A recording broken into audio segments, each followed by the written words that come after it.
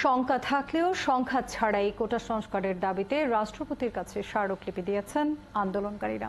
গুলিস্তানের 0 পয়েন্টে পুলিশের ব্যারিকেড ভেঙে ফেলার পরও পুলিশ তাদের বাধা না দিয়ে ধৈর্যের সাথে শান্তিপূর্ণভাবে পরিস্থিতি মোকাবেলা করে। সাজিদ সরকারকে সাথে নিয়ে আরো জানাচ্ছেন পারভেজ রেজা।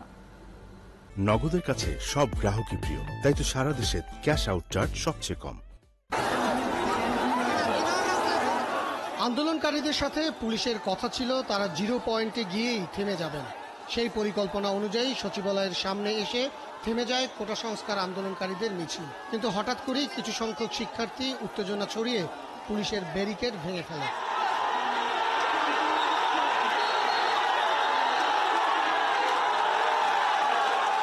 এরপর তারা চলে আসে বঙ্গবন্ধু স্কোয়ারে। সেখানে সাজোয়া যান সহ পুলিশের শক্ত অবস্থান ছিল। এর আগে বেলা 12টায় ঢাকা বিশ্ববিদ্যালয়ের কেন্দ্রীয় লাইব্রেরির সামনে থেকে শুরু হয় মিছিল। আমরা যখন 2018 সালে আন্দোলন করছি সেটারও কিন্তু উদ্দেশ্য ছিল কোটার সংস্কার, কোটার বাতিল কিন্তু আমরা কখনোই চাই নাই। যে আমরা ছেলেদের সাথেই ক্লাসে পরীক্ষা দিয়ে যখন আমরা ফার্স্ট হতে পারি, আমরা টপ 10-এ আসতে পারি, তাদের সাথে একই ইউনিভার্সিটিতে পড়তে পারি, আমরা চাকরির ক্ষেত্রে আমাদের যোগ্যতা দিয়ে কিন্তু এগিয়ে যেতে পারবো। এ ধরনের কর্মসূচি সাধারণত শাহবাগ বা বড়জোর মৎস্য ভবনের সামনে পুলিশ আটকে দেয়, কিন্তু এবার সেটা হয়নি। কোটা সংস্কার আন্দোলনের শিক্ষার্থীরা মিছিল নিয়ে যখন মৎস্য ভবনের মোড়ের কাছে পৌঁছায়, ঠিক তখনই ওসমানী মিলনায়তনে রপ্তানি ট্রফির অনুষ্ঠান শেষে ফিরছিলেন প্রধানমন্ত্রী। সেখানে ফুটপাতে দাঁড়িয়ে প্রধানমন্ত্রীকে শুভেচ্ছা জানিয়ে মিছিল করছিল ছাত্রলীগ। এমন প্রায় মুখোমুখি অবস্থানে গেলেও সব পক্ষই শান্তিপূর্ণ অবস্থান বজায় রাখে। প্রধানমন্ত্রী চলে যাবার পরও কোনো পুলিশই বাধায় পড়েনি শিক্ষার্থীরা।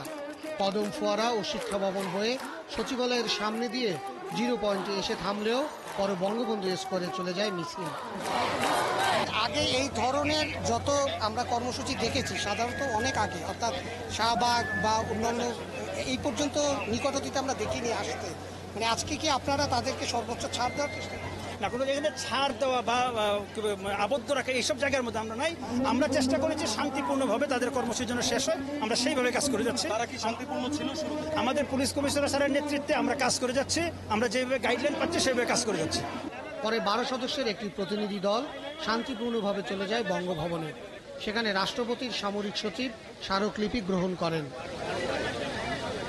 পারভেজ রেজা, 71, ঢাকা।